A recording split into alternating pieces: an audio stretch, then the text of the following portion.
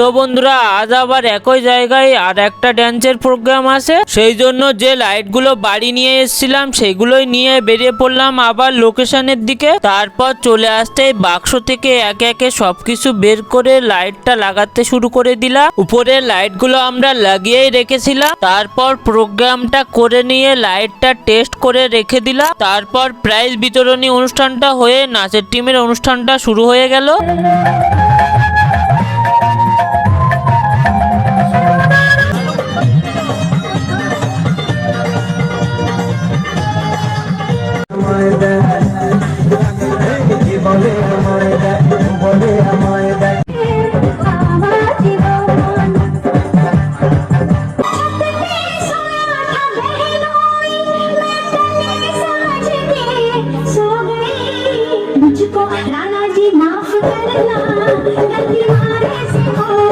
তারপর প্রায় 1টার দিকে অনুষ্ঠানটা শেষ হলো।